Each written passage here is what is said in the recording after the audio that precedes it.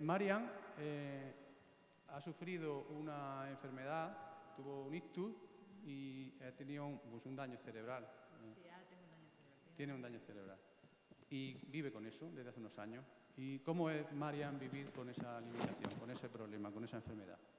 Hombre, pues en mi caso concreto, aunque tengo unas limitaciones, me apaño bastante bien, pero sí que es cierto que en el colectivo del daño cerebral adquirido hay muchas secuelas. Yo cognitivamente, afortunadamente, no quedé mal parada, con lo cual también me puedo expresar con normalidad, hablar, que se me entienda, aunque yo siempre digo que voy con mi pata chuli, pero en mi brazo también, porque tengo una hemiparesia actualmente. Pero bueno, estoy viva y contándolo, que no es poco. Que no es poco, ¿verdad?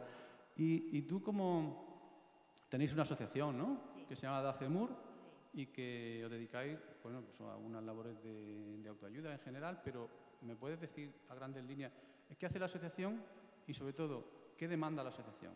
¿Qué necesidades tenéis vosotros y qué le pedís al sistema para vuestra asociación? Pues sobre todo lo que estamos es para ayudar e informar tanto a familiares como afectados por daño cerebral adquirido, y ahora desde que tenemos una sede pues estamos realizando rehabilitación. Tenemos los profesionales necesarios para un equipo multidisciplinar compuesto por fisioterapeuta, terapeuta ocupacional, neuropsicóloga y los trabajadores sociales. Y con ello, pues como somos todos crónicos, prácticamente todos los socios, porque la fase aguda sí que, digamos, el sistema lo abarca, pero una vez que ya te dan el alta en el hospital, tienes que buscarte un poco la vida, ¿no? Entonces, la asociación lo que pretende es eso, ayudar a, una vez que pasas la fase aguda y ya el sistema no te da más rehabilitación, porque está estipulado que, según protocolo, a los 6 meses de sufrir el daño cerebral, es lo máximo que has podido recuperar. Y a partir de los 6 meses no recuperas nada, falso. ¿Y vosotros no estáis de acuerdo con eso? Un montón. Si yo hubiera quedado a los 6 meses de darme el ictus, seguiría en la silla de ruedas, obviamente. Pero bueno, hay que esforzarse y trabajar mucho, y con mucha terapia se puede conseguir tener una vida muy digna y ser un poquito independiente. Y mucho valor, ¿no? Porque Sí, hombre, para aceptar... muy duro. Son secuelas muy duras. ¿Me pueden traer otro micrófono? Perdón, está aquí. Pero se puede hablar simultáneamente. Perfecto. Pues esa es vuestra principal demanda, ¿no? Que os presten Sí, más la servicios demanda que pedimos de la asociación hace mucho tiempo es que, una vez pasada la fase aguda, sobre todo estamos pidiendo una unidad de daño cerebral en la región de Murcia. Es decir, una vez que pasas la fase aguda, te dan el alta en el hospital, porque sí que tengo que decir que una vez que sufres el daño cerebral, la primera causa es por ictus o por traumatismo craneoencefálico. Bueno, hay luego diversas tumores, agnosias, hay muchas opciones. Pero bueno, una vez que sufres el daño cerebral, en el caso del ictus, por ejemplo, en la región tenemos el código ictus, que funciona a las mil maravillas, te salvan la vida, como en mi caso, pero después, ¿qué? Tienes que buscarte la vida. Te dan 6 meses máximo de rehabilitación, una rehabilitación no especializada ni neurológica.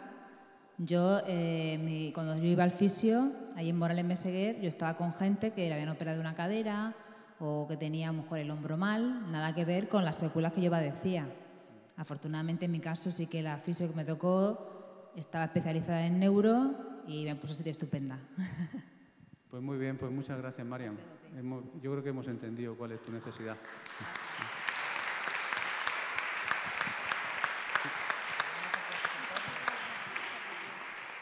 Bien, ahora Pedro Juan. Pedro Juan tiene enfermedad de Parkinson, ¿no? Sí. ¿Y qué te limita a ti, Pedro, la vida, el Parkinson? Pues cuando estoy en fase OP me limita bastante porque no puedo caminar. Bueno, el Parkinson se manifiesta de muchas formas. Hay gente que se le manifiesta movimientos involuntarios de la mano, del pie, de la cabeza. A mí se me manifiesta que me bloqueo y me quedo parado y no puedo caminar. Hasta que hacen efecto la medicación y entonces puedo reanudar la marcha. Y vosotros también tenéis una asociación, ¿no? La tuya se llama... Nosotros tenemos la asociación OP Parkinson Región de Murcia, que está al final del malecón. ¿Y cuáles, según vuestra asociación, son las necesidades de los enfermos de Parkinson? Pues en estos momentos las necesidades mayores es necesidades de espacio, porque lo compartimos con Dacemur, pero nosotros, los parkinsonianos, necesitamos mucho espacio para hacer ejercicio físico, porque una de las formas, aparte de la medicación, de luchar contra el Parkinson, es hacer mucho ejercicio físico, porque los parkinsonianos el cerebro no produce la suficiente dopamina y nos quedamos bloqueados o aparecen otras manifestaciones del Parkinson.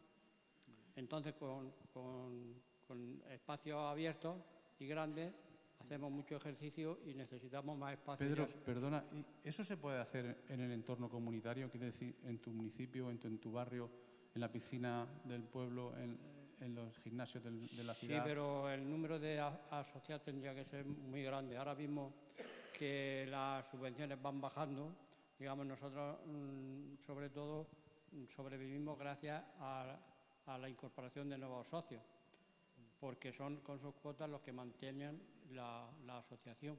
Si no, no podríamos subsistir. Y por eso queremos que o bien la comunidad autónoma o bien el ayuntamiento nos ceda espacios más grandes, porque ahora mismo hay gente que tiene Parkinson, que va a la asociación y no les podemos atender porque no tenemos más espacio para que haya más gente haciendo ejercicio. Y Pedro, ¿cuándo se os reconoce como dependiente? Como por la ley de dependencia. Cuando necesitamos la ayuda de una tercera persona. Por ejemplo, hay gente que no se puede vestir sola y necesita otra persona que la... Pero en una fase anterior no os reconocen el grado 1. O sea, un grado 1 de dependencia. Cuando tú me dices, ya es una fase muy avanzada de la enfermedad, ¿no?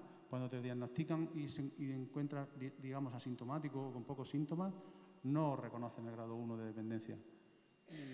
No, yo creo que no. Ángela lo podrá decir, pero no conozco ese grado. Vale, porque eso sería, bueno, ayer hablamos un poco de dependencia, a lo mejor esa podría ser una de las vías de solución.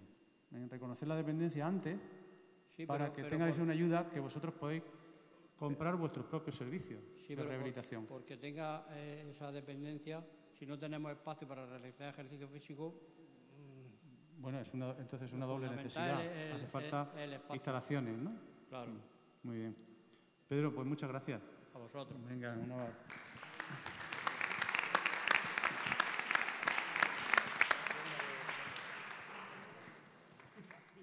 Bien, pues ahora, en vez de un paciente, nos va a hablar un cuidador o una cuidadora y nos va a hablar de la perspectiva del cuidador o de la cuidadora ante una enfermedad crónica, como en tu caso es el Parkinson.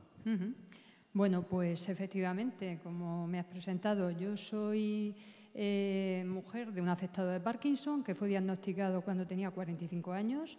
Llevamos ya 19 años compartiendo el Parkinson en nuestras vidas y la verdad pues ha sido todo un proceso. Al principio, cuando te viene a esa edad joven un diagnóstico así, pues es un tanto paralizante, hay sensaciones pues de miedo combinadas con otras de valor a la hora de encarar debidamente, porque como cuidador tampoco se te puede notar el miedo, tienes que sacar ahí fuerzas de flaqueza. Es un poco un combinado de fortalezas y debilidades las que hay que poner en juego. Pero bueno, yo he tenido una gran suerte también porque Pedro en ese sentido ha encarado bien desde el primer momento la enfermedad. Él pudo estar 13 años trabajando como docente hasta que ya se jubiló y haciendo compatible la enfermedad con ello, pero sin duda alguna pues el proceso ha llevado una serie de condiciones y requisitos. Hemos tenido, bueno, yo como cuidadora y otras personas, no hablo solo por mí, soy un poco portavoz de otros muchos cuidadores que pasan por procesos muy parecidos.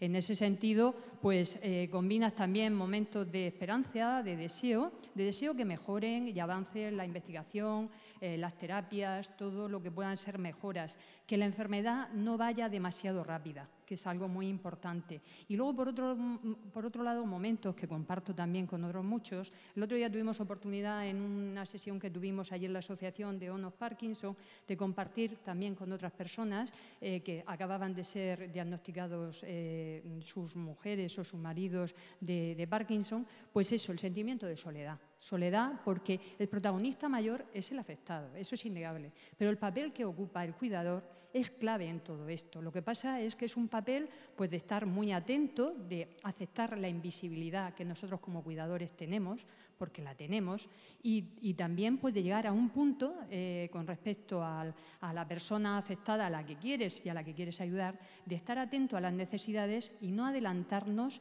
más allá de lo que debemos.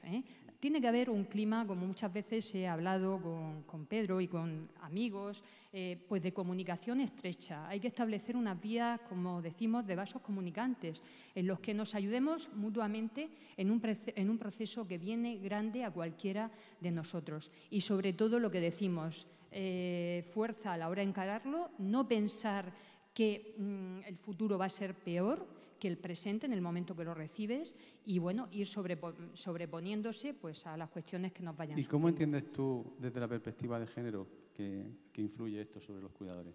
Pues afecta muchísimo, porque realmente todavía sigue muy presente algo que es una realidad, que educativamente pues las mujeres seguimos teniendo un papel muy, de alguna manera, vinculado a los cuidados. Tenemos experiencias, como os digo, hace muy poquito tuvimos experiencias de 2 o 3 varones que se habían encontrado con la situación y que con mujeres también muy activas, porque los afectados de Parkinson tienen afectada la motricidad, pero tienen una capacidad cognitiva muy interesante y hay que saber también eso gestionarlo. Y ellos lo decían así, que se veían totalmente rebasados porque habían contado con mujeres que eran el alma mater de la casa y que ellos se habían visto en una situación tan desbordante ante la situación nueva que era sobrecogedor escucharlos. Hay que estar ahí apoyando, facilitando desde las instituciones las ayudas correspondientes para que el cuidador tenga respiro, tenga, si precisa, apoyo psicológico, porque hay muchas personas que, como comentábamos, puedes gestionar tus recursos, pero hay otras muchas personas que necesitan apoyo y necesitan tener espacios para sí, no tener esa especie de continuo ronroneo de que el otro depende de ti y que a lo largo del día pues esa presencia pueda agobiar a la persona que está cuidando. No pido para el cuidador más de lo que pido para el afectado. Muchas gracias, Ángela. Gracias. María Ángeles pertenece a una asociación que se llama Puro Corazón. Sí. Y tiene en su primera persona, en su vida, ser madre de un niño o adolescente con una enfermedad mental crónica. Sí. ¿Cómo es eso, María Ángeles? ¿Cómo se lleva eso? Pues eso, el día que te lo dicen es durísimo, porque él lo vive desde otra perspectiva. Él no se entera, él hasta ahora ha sido un niño con un comportamiento medio regular, con problemas en el colegio, con problemas con los amigos, pero claro, a partir de ahí ya hay que tomar cartas en el asunto. Y resulta que en salud mental infanto-juvenil el servicio todavía es algo precario. A los padres no se nos dan pautas a seguir, apenas. Tenemos que ir aprendiendo del día a día con ellos. Ella lo ha expresado muy bien, que es el acompañante. Y te vuelves su segundo yo para que pueda ir lo más derecho en la vida, como digo yo. Es duro. ¿Y cómo fue el diagnóstico? Porque hablas ya de un diagnóstico en una edad relativamente avanzada, ¿no? Se tardó mucho en hacer el diagnóstico por lo que... Claro, nosotros llegamos a salud mental cuando él tenía 7 años. Este mes cumple 14 y ya tiene un diagnóstico firme. Y cuando te dicen que es esquizofrenia paranoide, pues es un poco desbordante. Y como ahora, en vez de madre como asociación, ¿cuáles son vuestras necesidades, cuáles vuestras demandas, cuáles son vuestras reivindicaciones? Sobre todo, que se pongan de acuerdo las consejerías de educación y sanidad. Estos niños no están para un aula abierta, están para estar en un aula ordinaria, pero con apoyos. Necesitan apoyos. Y en ese sentido se tienen que poner muy de acuerdo y trabajar muy estrechamente las dos consejerías. Escuchar a los usuarios, Son niños que necesitan un refuerzo. No pueden perder el tener una educación digna. Hoy y ayer estuve escuchando menos pobreza, más salud. Si a estos niños los dejamos en educación, ¿qué va a ser de ellos mañana? Porque salud, más o menos el sistema va funcionando y hay asociaciones que estamos ahí para apoyar. Pero en educación, el profesor que hay en el aula no está preparado para atender a un niño con una esquizofrenia. Pero es que ese niño, con su medicación y su tratamiento, está llevando una vida normal, con sus cosillas. Muy bien, María Ángeles, pues tomamos nota. Muchas gracias. A vosotros. Bueno, pasamos a José. José padece una enfermedad renal. Sí. Y pertenece a una asociación que se llama Alcer. Alcer del Sureste, sí. Sí. Y tú querías plantear unas reivindicaciones. Bueno, serían muchísimas, seguramente no tendríamos Venga, pues, tiempo. ánimo. Pues no, si son muchas yo te corto. Cuando lleguemos suficientes te corto. Me ceñiré a dos de ellas, si te parece. La primera es que como enfermedad crónica, salvo que alguien me desmienta, pero en mi conocimiento, es la única enfermedad crónica que se trata que se está tratando en clínicas privadas. O sea, la hemodiálisis se concierta en clínicas privadas y se saca del sistema sanitario público. Nosotros, desde nuestra asociación, el primer planteamiento que tenemos, y lo tenemos todo muy claro, es la defensa de la sanidad pública y de calidad, y esa es nuestra primera reivindicación. Pero tú me podrías decir, bueno, ¿y este es el argumento por principio? Bueno, por principio, evidentemente, es el principal porque pero creo que hay razones suficientes. Seguro que desde vuestra asociación habéis hecho valoraciones desde el punto de vista, a lo mejor incluso económico, valoraciones desde el punto de vista de planificación, que apoyarían esa propuesta tuya. ¿Cuáles son? Mira, la respuesta a esto es curiosa, a lo que me estás diciendo, porque cuando nos dirigimos a la Administración, las razones que nos dan son económicas, ¿vale? Te dicen automáticamente que es mucho más económico en el concertado que en la pública. Nos quedamos todos, ¿verdad?, un poco sorprendidos de esto. Una empresa que tiene que llevar un beneficio y demás cuestiones no nos entra en la mente, ¿verdad? Pero esto que yo te digo, fíjate, esto nos lo ha llegado a decir hasta un enlace sindical de sanidad. Y bueno, esto los agentes sociales deben de llevar mucho cuidado con lo que dicen y con lo que hacen, ¿no? Porque a mí que un agente, Alejandro, de la plataforma Salvemos el Roser, que nos quedamos los dos sorprendidos del comentario del enlace sindical, nos quedamos boquiabiertos, ¿no? No os habéis visto apoyados por No nos sentimos apoyados desde la Administración. Ellos están por el concierto, lo hacen desde el convencimiento de que la hemodiálisis cada vez es menos costosa para la Administración, que cuesta menos dinero. Y aquí quiero denunciar un hecho, y por eso te decía, basarme en argumentos, no solo en mi creencia de la sanidad pública. Uno de los argumentos es que sí, evidentemente se abaratan costos, pero ¿a costa de qué? Esa es la pregunta. Pues es a costa de la calidad que se le da al paciente. ¿En qué sentido se le da menos calidad? Pues voy a poner un ejemplo muy, muy claro y transparente. Básicamente en el salario del personal sanitario.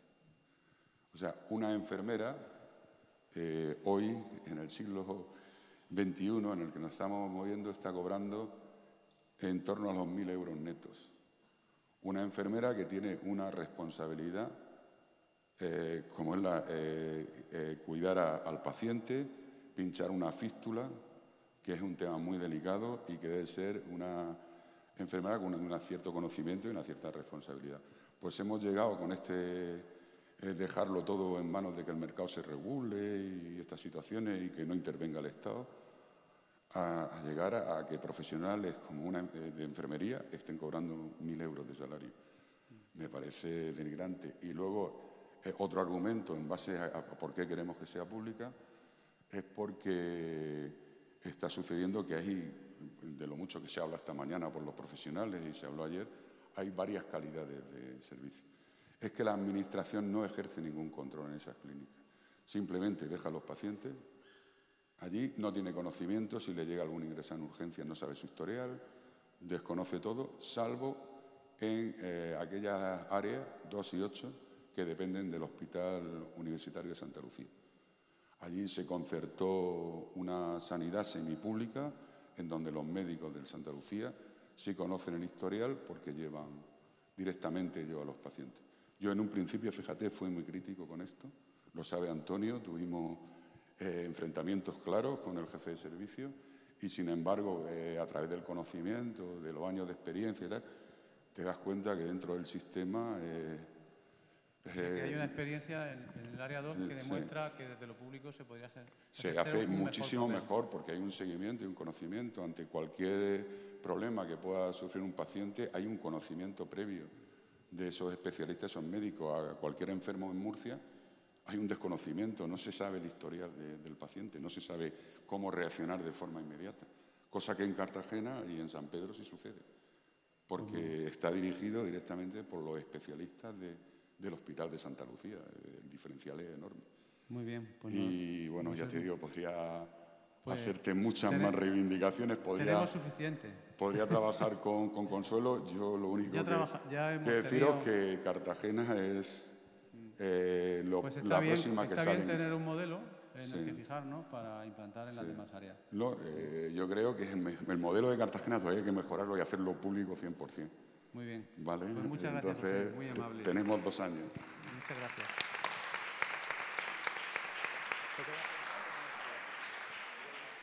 Bien, pues tenemos ahora a Lola. Si se puede levantar y si no se queda de pie. Se queda sentada, perdón. Bien, Lola pertenece a una asociación de Mazarrón que son asociados que tienen una enfermedad crónica también que se llama fibromialgia. Sí. O cansancio crónico. ¿Cómo es vivir, Lola, con una fibromialgia? Bueno, pues vivir con fibromialgia es, pues depende cómo te tomes tu manera de vivir con esta enfermedad. Si lo tomas con una actitud positiva, pues va a estar mejor, porque si lo tomas con una actitud negativa, pues tu vida va a ser estar siempre mal.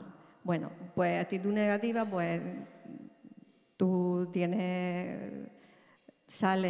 puedes salir, puedes hacer actividades como nosotros hacemos en la asociación, que la hemos creado especialmente para esto, para estas personas que tienen esta enfermedad y que no tienen ayuda de la sanidad para paliar esta enfermedad. Nosotros tenemos dolor crónico todos los días, de los pies a la cabeza, y tenemos un cansancio también generalizado que no nos deja hacer actividades que se pueden, por ejemplo, como las tareas de la casa o simplemente el caminar, subir escaleras, o sea, cosas que no... Lola, y como asociación, ¿cuáles son vuestros planteamientos? ¿Cuáles serían vuestras demandas?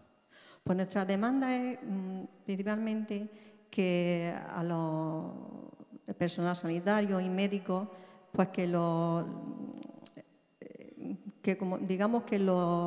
tengan preparados para esta enfermedad, porque todavía se desconoce bastante entre el personal sanitario y médicos.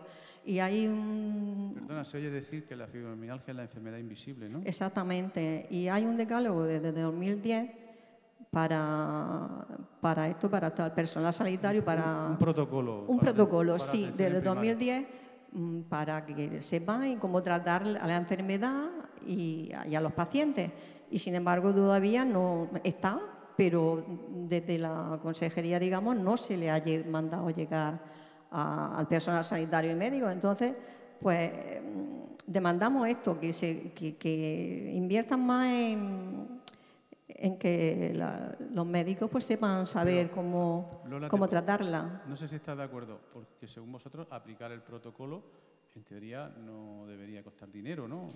A lo mejor el problema es lo que hablábamos esta mañana, que los médicos de atención primaria tienen entre 3 y 5 minutos para atender a los pacientes y aplicar un protocolo para una enfermedad invisible pues hay que estar formado, ¿no? Y necesitarían tiempo para formación. A lo mejor ahí está el problema, ¿no? Pues sí, claro, pues si llegan los pacientes al médico de atención primaria, que es donde siempre más nos ven, y no saben qué es lo que tiene esta persona, no lo saben porque no saben los métodos a seguir. Una curiosidad, Lola, ¿por cuántos especialistas fuiste tú dando recorrido hasta que te diagnosticaron fibromialgia? Bueno, pues fui por 4. Fui por traumatólogos, psicólogos, psiquiatras y al final por reumatólogo también, que es el que nos sigue ahora y que últimamente pues está dando el alta, no digo el alta porque esté en baja, no, el alta de su consulta. Y te dicen que te siga el médico de primaria. Sí, bueno, sí, yo lo veo bien eso de que nos lleve el de primaria. Pero a veces cuando tienes crisis el de primaria no sabes, pues, te mandan analgésicos, te mandan antidepresivos. Y nosotros lo que necesitamos también es fisioterapeutas. Es lo que más necesitamos. Y como esta mañana también han dicho la fisioterapeuta que ha hablado, es que necesitamos fisioterapeutas en nuestro pueblo, en nuestro centro de salud, para que nos traten más. O sea, que no tengamos que pagar los especialistas en fisioterapia, que nosotros no gastamos mucho dinero en eso. Por eso hemos creado la asociación, porque dentro de la asociación pues facilitamos esos especialistas, esos servicios para que sea menos costoso. Bueno, y también quiero decir que pertenece a Fibromás, pertenece a la Coordinadora Regional de Murcia, en la que estamos Yecla, Totana, Murcia Capital y Cartagena. Y Mazarrón, por supuesto. Y entonces, pues, estamos ahí luchando, nos hemos unido y estamos luchando para presionar. Para presionar, sí, para ver si de una vez se conciencian en esta enfermedad que es tan invisible y bueno, y también que se reconozca como una enfermedad y cuando te tienen que dar la baja, pues que te la den, que no nos tengan siempre como que es un cuento lo que tenemos. Pues gracias, Lola. Nos ha quedado muy claro cómo es la enfermedad y las necesidades que tenéis. Bueno, pues eso, y que las personas que hay asociaciones, casi todos los pueblos de Murcia, que acudan a ellas porque ahí pues tenemos especialistas, neuropsicólogos, fisioterapeutas y tenemos gente que nos ayuda a llevar esa enfermedad, ya que en la Seguridad Social no encontramos el apoyo que necesitamos. Muy bien, pues muchas gracias, Lola. Has estado muy bien. Bueno, y por último, si te ves más cómodo sentado, no hace falta, ¿eh? Como sales en la tele. Oye, ¿qué ha pasado con la tele? Ah, bueno, que no hacía falta. Pero bueno, tenemos con nosotros a José Antonio, que te llamas como yo, sí. Y también tiene una enfermedad crónica que se llama esclerosis múltiple. ¿Y cómo es, José Antonio, vivir con esta enfermedad? Desde que te la diagnosticaron, ¿cómo te ha cambiado la vida? Es una incertidumbre porque, de hecho, se le llama la enfermedad de las 1000 caras, porque te puede aparecer en la pierna, te puede aparecer un día te levantas y no ves, te puede aparecer por cualquier sitio. Entonces va poco a poco. Yo cuando me la diagnosticaron, pues no me notaba nada. Y poco a poco va degenerando hasta que ahora mismo pues necesito muleta para andar. Y es lo que pasa, que cuando te diagnostican la esclerosis múltiple no te dan ningún grado de discapacidad, porque al principio generalmente no notas nada, o sea, te notas cansado, pero no secuelas físicas al principio no tienes. Y lo que queremos reivindicar es que por lo menos cuando nos den el diagnóstico, que se nos dé el 33% de discapacidad, como mínimo. ¿Has visto el ritmo de preguntas y ya te has hecho? Sí. Tú me estás contestando la segunda, pero sí, me parece muy bien. Que esas son vuestras reivindicaciones, una de ellas, ¿no? Una de ellas es esa, que con el diagnóstico nos reconozcan como mínimo el 33%, porque para beneficiarnos de lo que eso supone a nivel social y de derechos. Entonces, luego también el paciente de esclerosis múltiple, un 60%,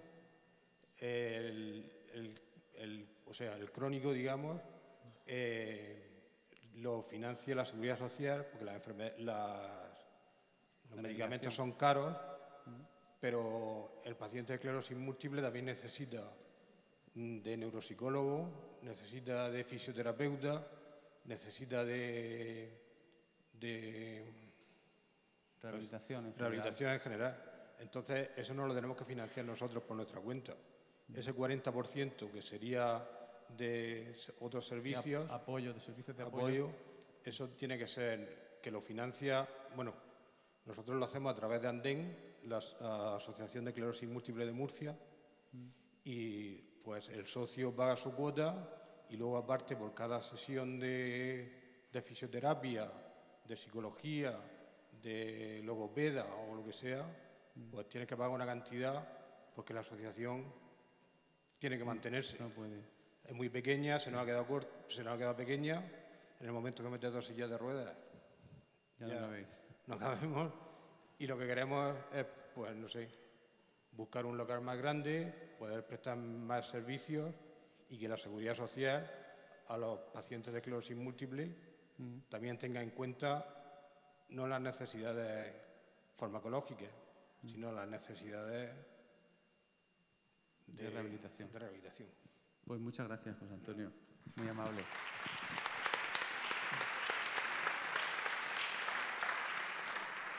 Como hemos visto, todas las enfermedades crónicas tienen un factor común. Primero, los enfermos crónicos tienen cara y tienen vida y tienen una realidad y tienen unas necesidades que reivindican. Pues tenemos un problema de gestión sanitaria para dar respuesta a estas necesidades. Entonces, por eso yo quería traerlos a ellos, que en primera persona nos dieran su ejemplo, porque es la mejor manera de sensibilizarnos para hacer propuestas de cambio.